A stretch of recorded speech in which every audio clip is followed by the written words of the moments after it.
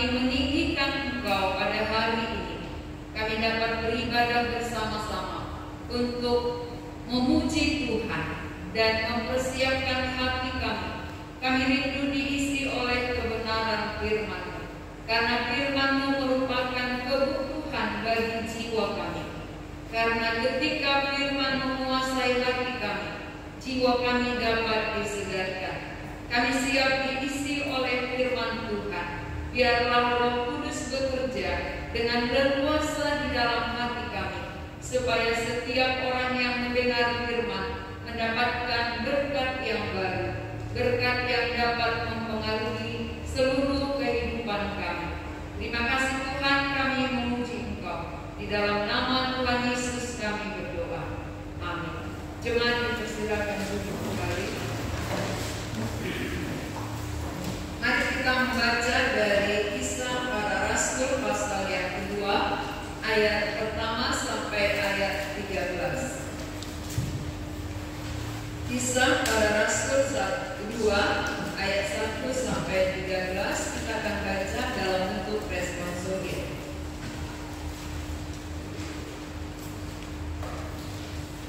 Saya akan baca ayat ganjil, kita semua baca ayat genap. Ketika tiba hari Pentakosta, semua orang percaya berkumpul di satu tempat.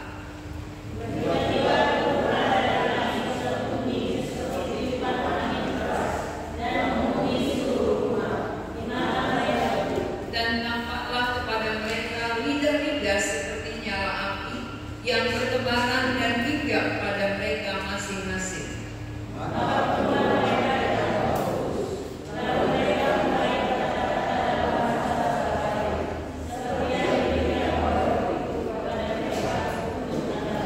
Waktu itu di Yerusalem diam orang-orang Yahudi yang saleh dari segala bangsa di bawah kolong langit.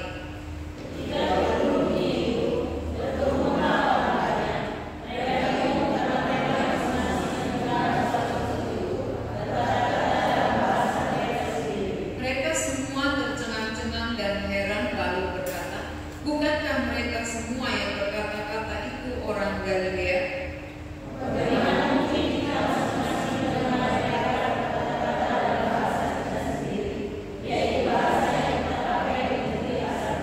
Kita orang Partia, Media, Elam, penduduk Mesopotamia, Judea dan Kapadokia, Pontus dan Asia.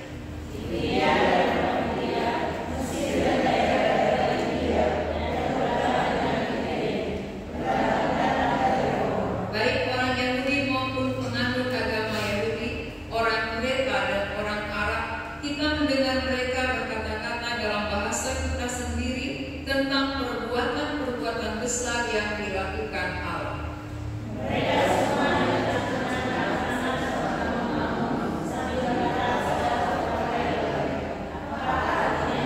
Tetapi orang lain menyindir, mereka sedang mabuk oleh anggur manis. Ya, tema kita hari ini saudara tentang Pentakosta. Ya, Penta berasal dari kata 50 ya. Jadi Pentakosta adalah hari ke-50.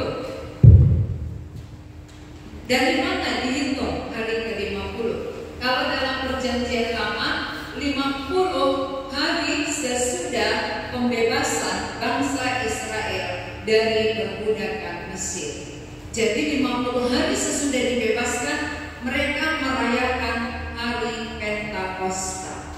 Berarti Pentakosta itu adalah hari bahagia, hari sukacita. Kenapa bahagia dan sukacita? Karena lepas dari perbudakan, lepas dari penderitaan. Inilah Pentakosta. Jadi kalau dalam perjanjian lama kita melihat bahwa ada perbudakan Mesir, ya, perbudakan orang Mesir terhadap orang Israel. Kita melihat bagaimana beratnya tekanan yang mereka alami. Bukan satu hari, bukan satu tahun, tetapi berpuluh-puluh tahun mereka diperbudak di Mesir. Kalau pada zaman dulu budak itu nggak berharga, ya nggak ada harga, maka diperlakukan seperti hewan. Kalau budak itu yang diperas itu tenaganya. Kalau tenaganya itu diperas demi keuntungan orang yang memperbudak, berarti keuntungan bangsa Mesir. Nah, inilah yang terjadi sehingga Allah membebaskan. Karena umat Israel adalah umat pilihannya, maka Allah bertindak, Allah yang membebaskan dengan cara Allah sendiri, bukan dengan cara mereka. Mereka yang diperbudak gak mungkin membebaskan dirinya, tetapi Allah yang Maha Kuasa, Allah yang perkasa membebaskan bangsa Israel dari perbudakan Mesir. Maka tiap-tiap tahun mereka peringati. Ini artinya apa? Berharga. Mengapa perlu diperingati? Karena hari bersejarah, hari yang sangat berharga.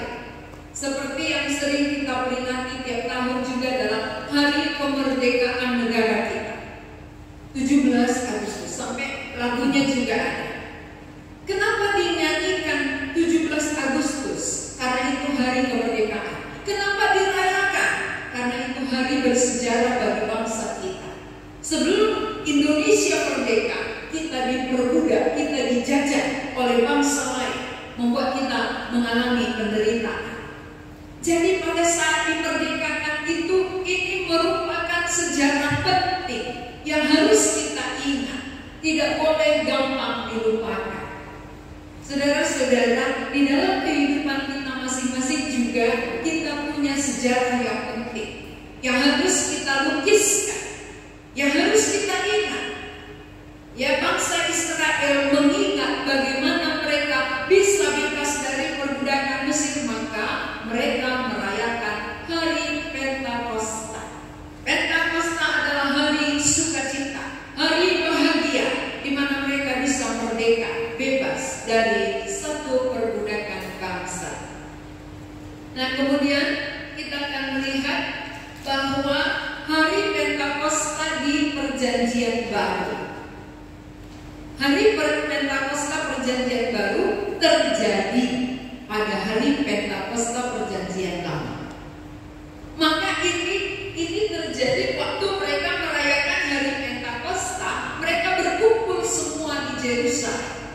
Ketika mereka berkumpul di Yerusalem, disitulah turunnya Roh Kudus. Turun Roh Kudus seperti lidah-lidah api. Roh Kudus ini turun atas orang-orang percaya seperti lidah-lidah api. Berarti hari Pentakosta dalam Perjanjian Baru adalah hari ke-50 sesudah Yesus bangkit dari kematian. Berarti hari kemenangan juga. Menang dari mana? Dari perbudakan dosa. Manusia diperbudak oleh dosa. Selama bertahun-tahun kita hidup di dalam dosa, kita diperbudak. Tetapi kematian Tuhan Yesus menjadi sarana. Kematian Tuhan Yesus menjadi salah satu-satunya cara membebaskan manusia dari perbudakan dosa. Maka sesudah manusia dibebaskan dari dosa, Tuhan Yesus bangkit, ya. Tuhan Yesus bangkit dari kematian, artinya mengalahkan maut, mengalahkan kematian. Oleh karena dosa, upah dosa adalah maut. Berarti maut itu dikalahkan oleh Tuhan Yesus. Maka ketika dia bangkit, ini adalah hari kemenangan. Waktu Yesus bangkit pada hari ketiga, dia tidak langsung naik ke surga, tapi ada 40 hari lagi dia menunjukkan diri di bumi. 40 hari dia menampakkan diri kepada muridnya, meneguhkan hati mereka bahwa Yesus benar-benar telah bangkit. Yesus benar-benar telah mengalahkan maut. Dan pada hari ke-40 dia naik ke surga, dan 10 hari kemudian turunlah Roh Kudus. Itu yang dikatakan dengan hari Pentakosta, hari ke-50 sesudah Yesus mengalahkan kematian, mengalahkan maut. Berarti kemenangan terjadi. Saudara-saudara yang dikasihi Tuhan, dalam Perjanjian Lama ada pembebasan, dalam Perjanjian Baru ada pembebasan. Ada hari sukacita, hari bahagia. Apakah kita pada hari ini merayakan Pentakosta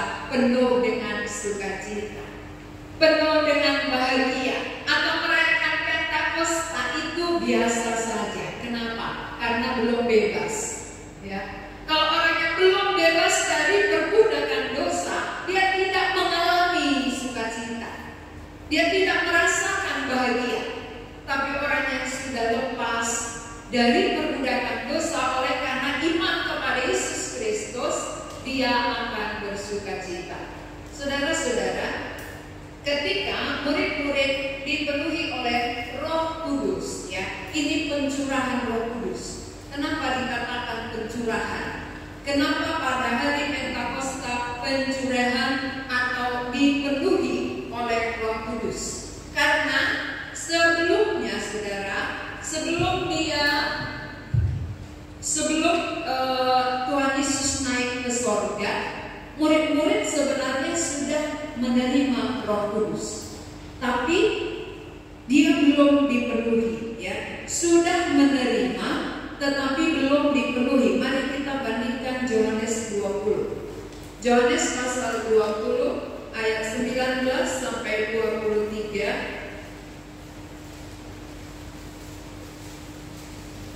Yohanes pasal 20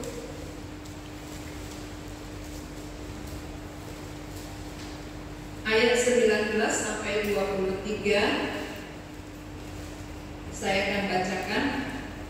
Ketika hari sudah malam pada hari pertama minggu itu, berkumpullah murid-murid Yesus di suatu tempat dengan pintu-pintu yang terkunci, karena mereka takut kepada orang-orang Yahudi. Pada waktu itu datanglah Yesus dan berdiri di tengah-tengah mereka dan berkata, "Damai sejahtera bagi kamu." Dan sesudah berkata demikian, ia menunjukkan tangannya dan lambungnya kepada mereka. Murid-murid itu bersuka cita ketika mereka melihat Tuhan. Maka kata Yesus sekali lagi, "Damai sejahtera bagi kamu. Sama seperti Bapa mengutus aku, demikian juga sekarang aku mengutus kamu." Dan sesudah berkata demikian, ia mengembusi mereka dan berkata, "Terimalah Roh Kudus. Jikalau kamu mengampuni dosa orang, dosanya diampuni, dan jikalau kamu menyatakan dosa orang tetap ada, dosanya tetap ada." Ini pada waktu Yesus belum naik. Sebelum Yesus naik ke surga, ketika dia bangkit dari kematian, menampakkan diri kepada murid-murid, murid-murid ketakutan. Murid-murid ketakutan, padahal Yesus sudah bangkit. Yesus telah mengalahkan kematian, mengalahkan maut, tetapi murid-murid mengunci pintu. Kunci pintu tanda takut. Kenapa mereka takut padahal Yesus sudah bangkit? Kenapa takut padahal Yesus sudah menang? Berarti kemenangan Yesus belum mempengaruhi kehidupan para rasul sepenuhnya, ya. Maka mereka ketakutan. Kita sebagai orang percaya sering sekali mengalami hal yang sama. Kita sering mengalami ketakutan demi ketakutan, walaupun Yesus sudah menang. Tuhan Yesus sudah menang, dia telah mengalahkan maut, itu nyata. Tetapi di dalam kehidupan murid-muridnya, rasul sendiri belum nyata benar, ya. Belum nyata benar.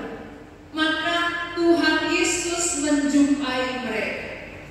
Sesudah dia bangkit, dia jumpai dan dia katakan, "Damai sejahtera bagi." Orang yang takut adalah orang yang tidak melihat Allah. Ketakutan-ketakutan yang ada muncul di dalam diri kita karena kita tidak melihat Allah, Allah yang bangkit, Allah yang berkuasa, maka muncul ketakutan.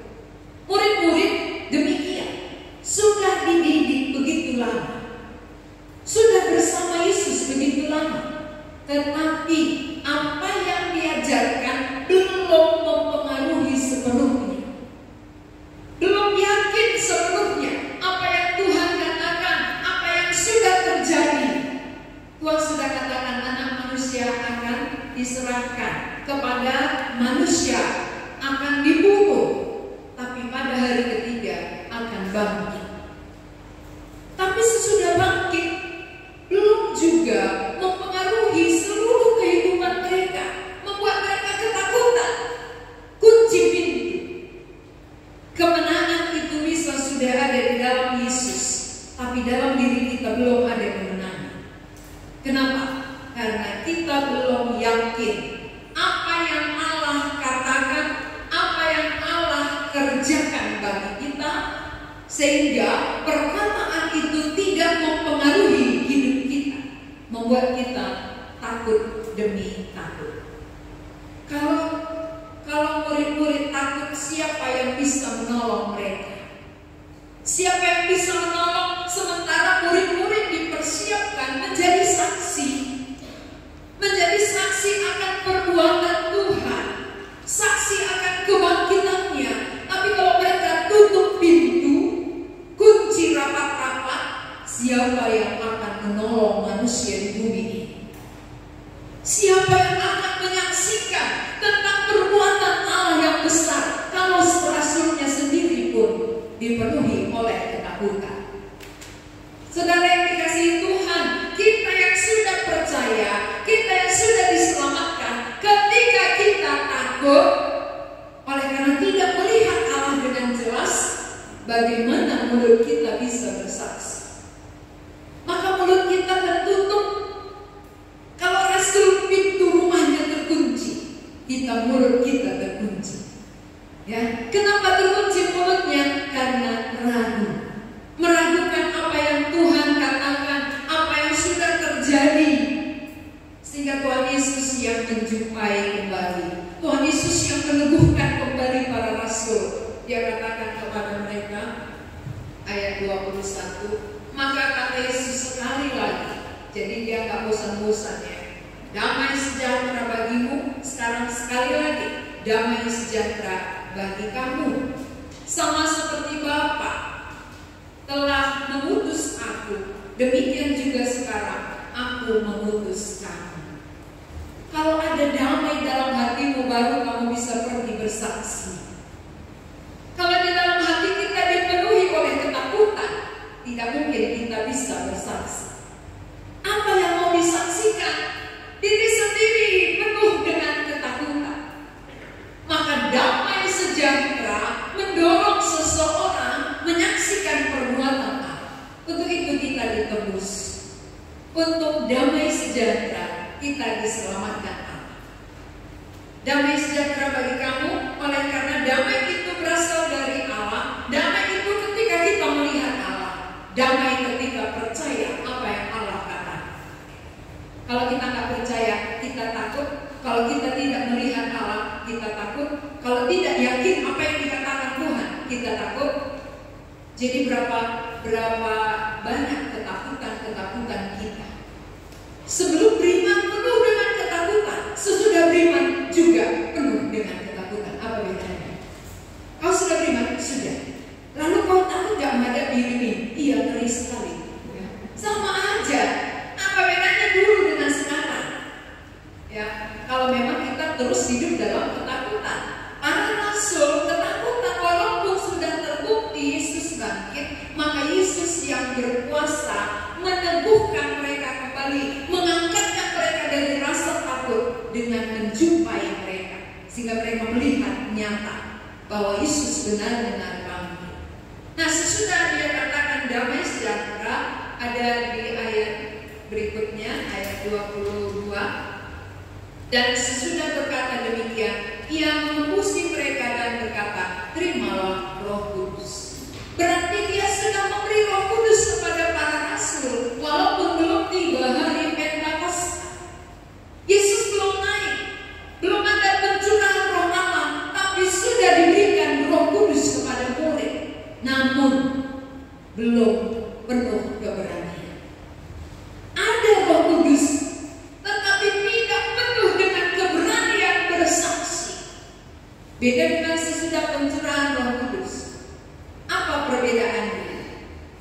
Di dalam pencurahan Roh Kudus, mereka penuh. Ya, kita perhatikan kisah para rasul pasal 2 tadi, ayat yang keempat.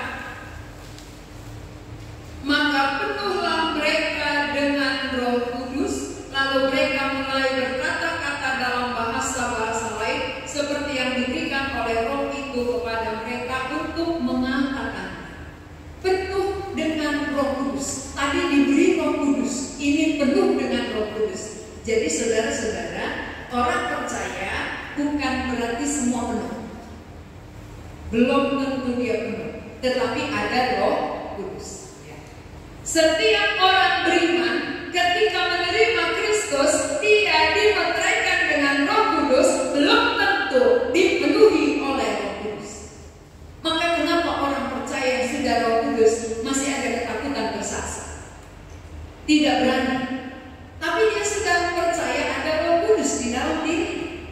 Tapi dia masih takut untuk menyaksikan imannya, takut menyaksikan perbuatan Allah di dalam hidupnya. Berarti orang yang takut adalah orang yang belum dipenuhi Roh Kudus. Dipenuhi apa bedanya dengan menerima Roh Kudus? Menerima Roh Kudus berarti ada materai yang sah bahwa kita anak Allah, milik kepunyaan Allah. Tetapi ketika dipenuhi oleh Roh Kudus, berarti Roh sepenuhnya mengendalikan kehidupan kita. Itu berarti penuh itu berarti Roh Kudus yang mengatur, mengendalikan, mengarahkan, menguasai. Sama seperti orang yang mabuk anggur, mabuk tua, Kalau di sini jarang mabuk anggur, mabuk tua, Ketika seseorang mabuk tua, dia akan dikendalikan oleh tua, membuat dia tidurnya di parit. Kenapa? Dikuasai oleh tuanya, sampai ngomongnya nggak normal lagi. Kenapa? Karena kuasa tua itu mempengaruhi mulutnya, kuasa tua mempengaruhi tidurnya. Berarti Roh Kudus memenuhi, berarti kuasa Roh Kudus menguasai para rasul. Kalau kuasa Roh Kudus menguasai, apa yang keluar? Apa yang terjadi? Supaya kita tahu kita dipenuhi atau yang lain yang memenuhi, gitu ya. Nah, ciri orang dipenuhi Roh Kudus adalah dari ayat 4 tadi, Maka penuhlah mereka dengan Roh Kudus, lalu mereka mulai berkata-kata dalam bahasa-bahasa lain seperti yang diberikan oleh Roh itu kepada mereka untuk mengatakan. Bahasa-bahasa lain bukan bahasa Roh. Jangan salah. Bahasa-bahasa lain itu bukan bahasa Roh di sini, tapi bahasa-bahasa yang dapat dimengerti oleh orang yang berkumpul pada saat ini. Jadi seperti yang diberikan oleh Roh kepada para rasul, seperti itu keluar dari mulut mereka, sehingga itu yang mereka ucapkan. Ini namanya dikuasai Roh. Roh menguasai seluruh hidup mereka. Roh menguasai mulutnya sehingga mengucapkan kata-kata bahasa lain yang bukan bahasa Galilea. Mereka semua orang Galilea, tetapi mereka bisa berbahasa lain. Wah, ini bahasanya. Bahasa apa saja? Bahasa, coba kita ucapkan bahasa apa saja yang ada dulu. Bahasa kamu nggak ada. Bahasa apa yang ada? Mari kita baca. 1, Partia, Media, Elam, penduduk Mesopotamia, Judea, Kapadokia, Pontus, Asia, Frigia, Pamfilia, Mesir, dan daerah-daerah Libya yang berdekatan dengan Kirene, pendatang-pendatang dari Roma. Berarti para rasul semuanya orang Galilea, tapi mereka bisa berbahasa lain sesuai dengan yang diberikan Roh kepada mereka. Maka dia ada yang berbahasa Partia, ada yang bisa berbahasa Mesopotamia. Coba kalau kita di sini, kalau satu suku semua tapi tiba-tiba bisa bahasa Korea, bisa Jepang, maka orang yang heran.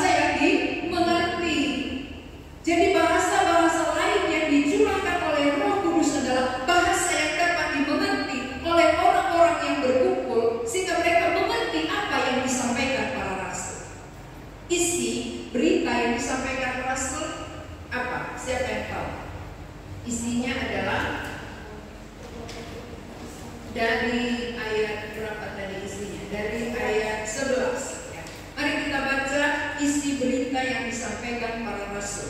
Ayat 11. 2, 3 ya. Baik orang Yahudi maupun penganut agama Yahudi, orang Greka dan orang Arab, kita mendengar mereka berkata-kata dalam bahasa kita sendiri tentang perbuatan-perbuatan besar yang dilakukan. Berarti isi berita yang disampaikan rasul adalah perbuatan-perbuatan besar yang telah dilakukan Allah. Apa perbuatan besar yang Allah lakukan? Perbuatan besar, Dia telah mati. Ini perbuatan besar untuk segala dosa manusia. Dia telah dikuburkan dan Dia telah menang dari maut. Dia sudah bangkit pada hari ketiga. Ini termasuk perbuatan besar yang Allah lakukan. Dan Dia telah naik ke surga. Dia mati, Dia dikuburkan pada hari ketiga, bangkit, dan 40 hari Dia menampakkan diri kepada para rasul, dan pada hari ke-50 turunlah Roh Kudus. Inilah perbuatan Allah, bukan yang lain-lain. Kenapa perbuatan Allah tentang kematian Yesus yang disampaikan oleh para rasul? Karena kematian Yesus dan kebangkitan inilah kemenangan. Inilah berita sukacita. Kalau kita nggak bebas dari dosa, nggak ada kemenangan. Kita kalah. Kalau saudara menang pertandingan, tapi kalau belum ditebus dosanya, saudara orang kalah. Ya.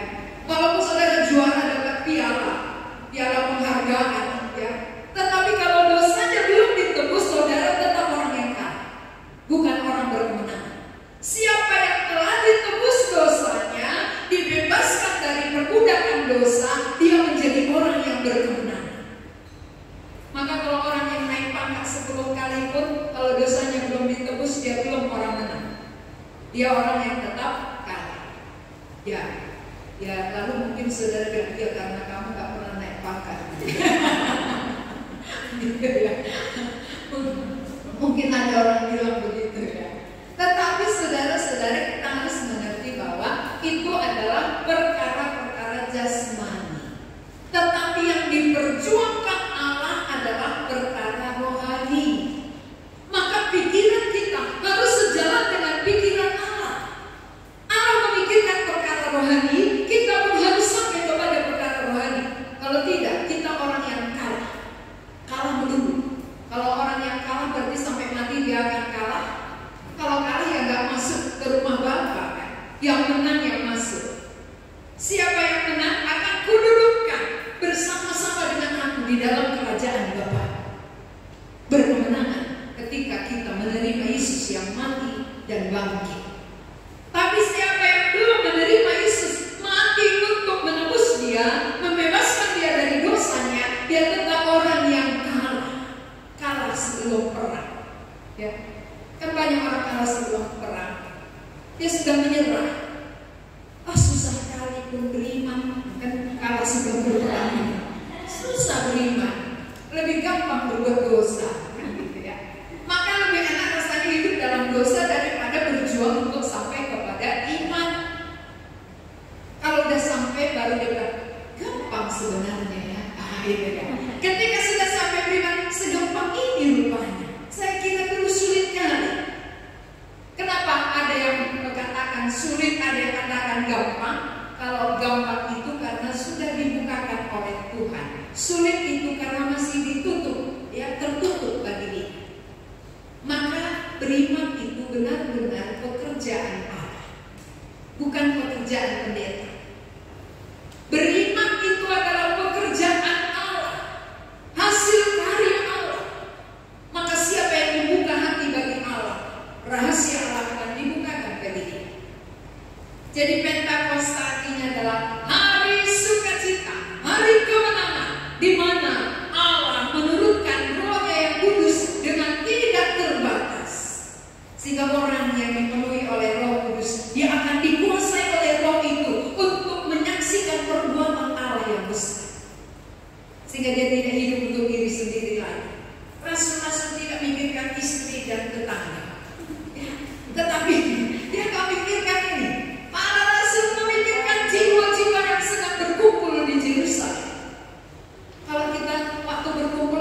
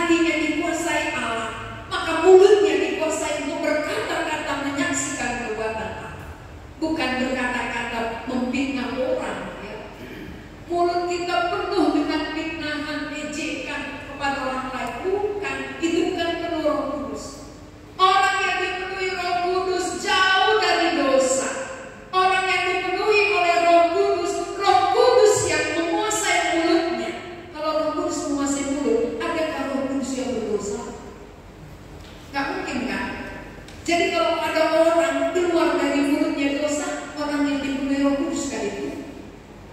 Bukan, itu dipenuhi oleh Roh Kuda. Kalau Roh Kudus pasti keluar, dia kudus, namanya juga Roh Kudus.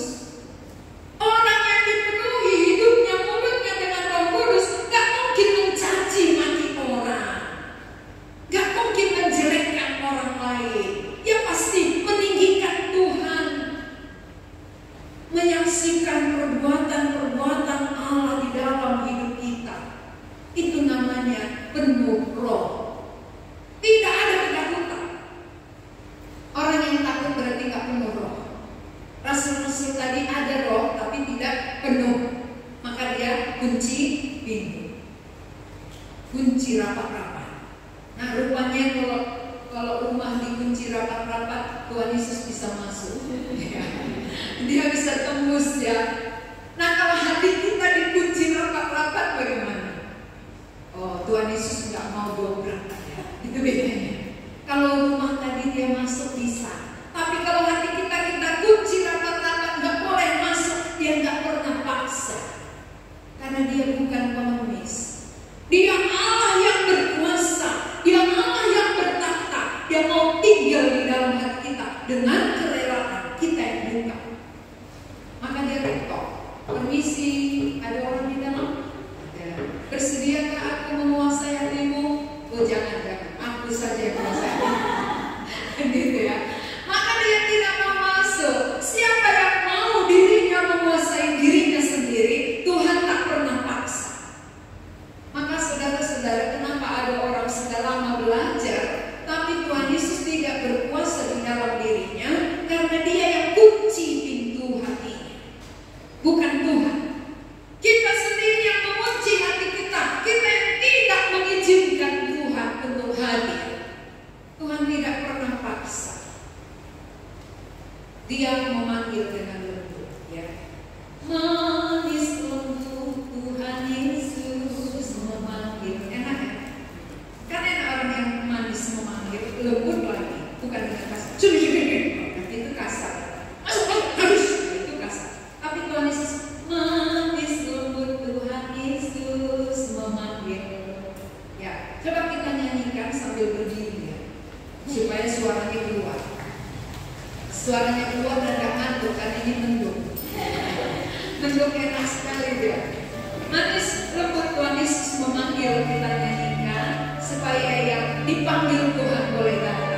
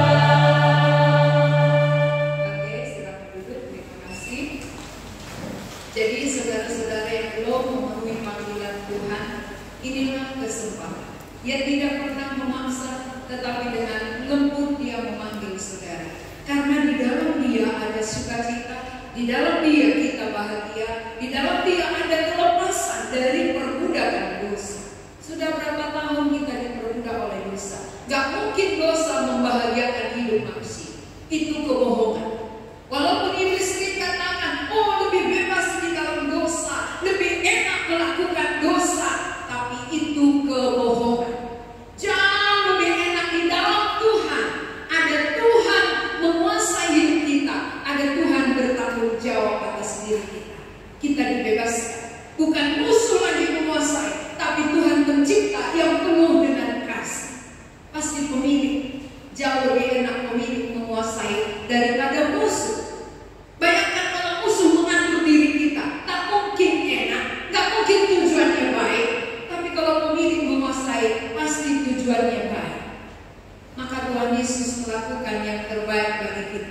Dia sudah mati di kayu salib, dia sudah bangkit dari kematian. Bukti bahwa dia sudah menang terhadap maut.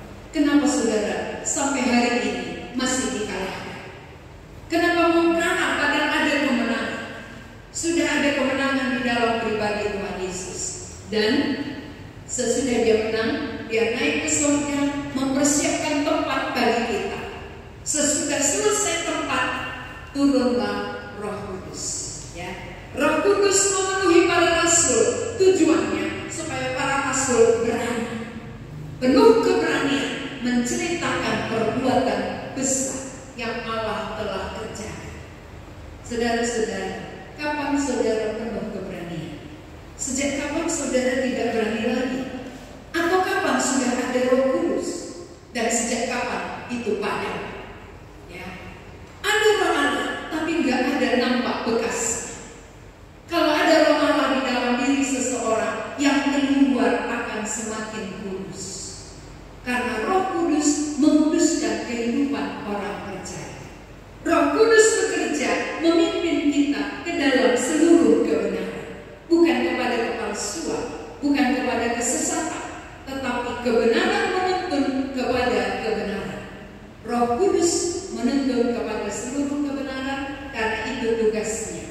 Jadi rasul-rasul yang dipenuhi oleh Roh Allah bukan berbahasa roh. Sekali lagi ya, dia bukan berbahasa roh, tetapi bahasa-bahasa lain yang sedang berkumpul dari berbagai negeri, dan orang itu mengerti apa yang disampaikan rasul dalam bahasa mereka sendiri. Itu yang dikatakan dengan bahasa roh. Bahasa yang lain tadi begitu banyak ya, begitu banyak bahasa lain yang sedang berkumpul pada hari Pentakosta, merayakan hari Pentakosta dalam perjanjian lama. Ternyata mereka mendapat Pentakosta dalam perjanjian baru. Ketika mereka merayakan Pentakosta dalam versi perjanjian lama, di situ turun Roh Kudus, rasul-rasul menyaksikan perbuatan Allah yang melepaskan mereka bukan hanya secara daging perbudakan Mesir, tetapi secara jiwa yang diperbudak oleh dosa. Itu berita baik yang mereka dengar, sehingga ketika mereka dipenuhi Roh Allah, yang tadinya rasul ketakutan, kunci pintu, sekarang Petrus berkhotbah. Sesudah turun Roh Kudus ini, Petrus berdiri, Petrus berkhotbah, dan saudara tahu apa hasil sesudah turun Roh Kudus? 3.000 orang bertobat. Luar biasa pekerjaan Roh Allah. Sekali Petrus berdiri, sekali berkhotbah, 3.000 bertobat. Oleh karena apa? Kuasa Roh Kudus dicurah, dan kuasa Roh Kudus menguasai Petrus. Dari ragu-ragu, dari menyangkal, kan Petrus juga yang menyangkal ya. Aku tidak kenal dia seperti Maria menyangkal Mary ya. Apa siapa yang kenal dengan Mary? Enggak ada. Ada dia sahabat dekat. Kenapa? Takut ditanya apa kesukaan Mary. Dia nggak tahu gitu. Jadi dia nggak mengaku. Siapa kamu juga mengikut salah satu daripada Yesus? Petrus bilang, aku tidak kenal dia. Itu berarti pernah dia lemah. Petrus walaupun seorang rasul pernah lemah, tetapi sesudah turun Roh Kudus, dia barisan terdepan. Dia berkhotbah tanpa ada rasa takut, dan hasil khotbahnya 3.000 bertobat. Walaupun kita pernah lemah, saudara, kalau kita mau bangkit, kita mau dipenuhi Roh Allah, kita akan dipakai. Kalau pernah kita jatuh, pernah kita mengalami seperti Petrus, bangkit. Tuhan masih menunggu. Siapapun yang pernah jatuh, Tuhan tidak buang, tetapi Tuhan berkemurahan. Tuhan menunggu dengan sabar. Kembali, bangkit, supaya saudara dipenuhi Roh Allah untuk menceritakan perbuatan Allah yang besar. Karena masih banyak orang yang belum tahu, masih banyak orang yang belum mengerti apa yang kita mengerti, belum mengalami apa yang kita alami. Jadi jangan tuduh diri, jangan salahkan diri kalau sudah pernah jatuh, namun bangkitlah kembali. Api Roh Suci bakar. Ya, ketika api Roh Suci membakar hati kita, kita akan bangkit punya tentang Yesus yang memberikan kemenangan melalui kematian, kebangkitan, kenaikannya ke surga, dan turunnya Roh Kudus. Itulah hari sukacita bagi kita. Sudah ada sukacita saudara? Sudah ada kebahagiaan itu? Ya, senyum-senyum aja ya. Karena apa? Belum penuh roh tadi gitu ya. Jadi kalau orang yang tidak dipenuhi oleh Roh Allah, sukacitanya pun tidak penuh. Hanya dangkal sukacitanya. Ada sukacita? Ada. Gitu ya. Tapi kalau penuh, ada. Saya sangat sukacita. Kenapa? Perbuatan Allah bisa keluar dari mulut saya. Saya sudah menceritakan. Maka setiap orang dipenuhi Roh Allah, dia dengan berani menceritakan, sukacitanya juga melimpah. Sukacita yang dari Roh Allah tak bisa dibayar dengan apapun. Rugi saudara kalau tidak memiliki sukacita yang demikian. Lebih sukacita mendapat Roh Allah, dipenuhi Roh Allah, daripada dipenuhi kantong. Ya, kantong dipenuhi dengan uang atau handphone keluaran baru. Nah, saudara-saudara yang dikasihi oleh Tuhan, murid Tuhan Yesus, para rasul dipenuhi Roh Allah, dapat berkata-kata sesuai dengan yang diberikan oleh Roh itu kepada mereka untuk diucapkan, sehingga semua yang mendengar itu menjadi percaya. Karena dalam bahasa mereka, bahasa yang mereka mengerti, akhirnya mereka tahu apa yang disampaikan rasul, bahwa kematian Yesus juga untuk mereka, bagi kemenangan mereka. Sehingga khotbah Petrus membuat ada 3.000 orang yang bertobat. Sudah ada satu yang bertobat sejak saudara menerima Roh Kudus? Gak usah 3.000, satu aja. Sudah ada satu orang yang kita sampaikan kabar baik, ya, perbuatan Allah yang besar tadi sudah keluar dari mulut kita sebagai bukti ada Roh Allah di dalam hidup kita. Orang yang ada Roh Allah gak bisa diam, apalagi yang dipenuhi oleh Roh Allah, didorong oleh Roh itu untuk menceritakannya. Bagi yang belum menerima Roh Allah, inilah saatnya Tuhan memanggil saudara. Tuhan menunggu saudara dengan lembut, ya, dengan sabar. Pulang, karena ketika saudara pulang, Dia akan mengampuni dan sukacita menjadi milik saudara. Mari kita berdoa. Tuhan, kami sangat bersyukur buat firman-Mu, bagaimana murid-murid rasul yang dipilih Tuhan pada waktu Yesus awal bangkit dari kematian, sudah ada Roh Allah dalam diri mereka, tapi mereka belum dipenuhi sehingga tidak ada keberanian untuk menceritakan perbuatan Allah. Pada hari Pentakosta, di mana mereka dipenuhi oleh Roh Kudus, pencurahan Roh Kudus dinyatakan di Yerusalem, diumumkan kepada setiap orang yang sedang berkumpul bahwa apa yang Allah kerjakan itu benar, dan para rasul menjadi saksi akan semuanya itu, sehingga mereka berani menyaksikan kepada orang lain yang berkumpul dari berbagai-bagai negeri, dan akhirnya ada di antara mereka yang percaya. Kami berterima kasih kepada-Mu Tuhan.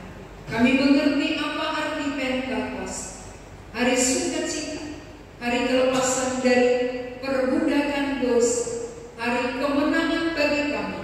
Dan Pentakosta adalah Roh-Mu dicurahkan sehingga kami berani berkata-kata, menceritakan perbuatan-Mu yang besar, supaya semakin banyak orang berdosa kembali kepada Tuhan, diampuni dan diselamatkan. Berdoa untuk saudara-saudara kami yang sampai saat ini masih meragukan firman-Mu, biarlah Roh-Mu yang tidak terbatas meyakinkan